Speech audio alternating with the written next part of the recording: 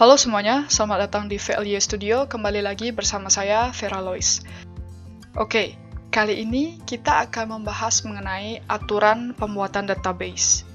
Jadi ini adalah masalah yang saya pun dulu pernah melakukannya dan diberitahu oleh teman saya yang lebih berpengalaman sehingga saya tidak melakukannya lagi.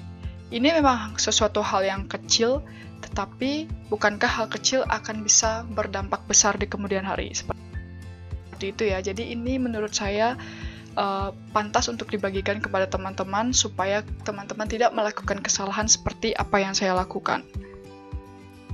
Oke, di sini hal yang saya maksud adalah, pernahkah kalian membuat sebuah database, kemudian kalian membuat tabel di dalam database, yang dimana kalian membuat sebuah field ID atau kode yang menjadi identitas dari data tersebut, atau yang menjadi istilahnya menjadi karakter, hal yang membuat data itu berbeda, itu yang dinamakan ID.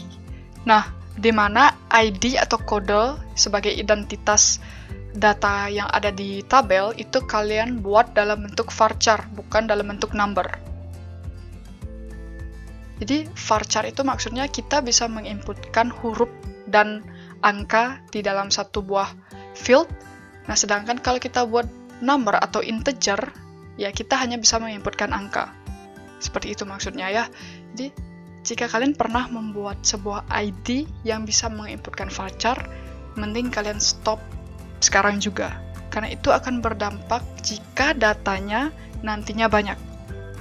Mengapa saya menyuruh kalian untuk stop sekarang juga itu karena nanti ketika datanya ini sudah banyak ya, di dalam satu tabel itu datanya sudah banyak, kemudian kalian pasti akan membuat sebuah fitur search dan itu akan berdampak di sana.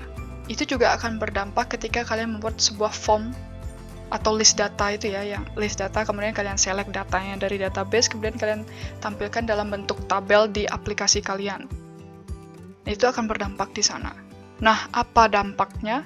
Ketika integer kita buat dalam bentuk varchar, ketika kita search data, itu akan membutuhkan waktu yang sangat lama untuk meload datanya sesuai dengan apa yang kita search.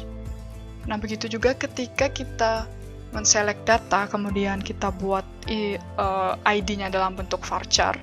Ketika kita select data, kemudian menampilkannya dalam bentuk tabel di aplikasi kita, itu juga akan membutuhkan waktu yang lama. Seperti itu. Jadi, stop dari sekarang, coba ganti menggunakan integer. Ini ya. Ini merupakan ID dari tabel namanya invoice supplier yang saya buat, yang dimana dia merupakan unique, kode unik ya, nggak mungkin sama. Seperti itu. Yang dimana saya menggunakan big-in di sini ya, karena saya pikir datanya ini akan banyak, makanya saya menggunakan big-in. Kalau kalian pikir datanya tidak terlalu banyak, itu kalian bisa menggunakan tiny-in atau integer. Kemudian juga kalian bisa auto-increment. Auto-increment itu maksudnya kalian tidak usah menginputkan nomor atau ID-nya, maka dia akan terisi sendiri. Cuman kelemahan auto-increment ini adalah ketika kalian hapus satu data yang integernya bernilai 7, yang kodenya misalkan 7 ya, kemudian kalian hapus, maka selanjutnya kalian menambahkan data, dia tidak akan mengulang lagi ke angka 7, tapi dia akan menginputkan kelanjutan dari nomor tersebut. Jadi, misalkan saya hapus 7, kemudian selanjutnya nggak 7 lagi kalau kita input data, dia akan 8. Seperti itu kelemahan dari auto-increment. Oke, sekian saja informasi yang saya sampaikan. Semoga bermanfaat. Kita bertemu lagi di video selanjutnya. Bye-bye. Terima kasih.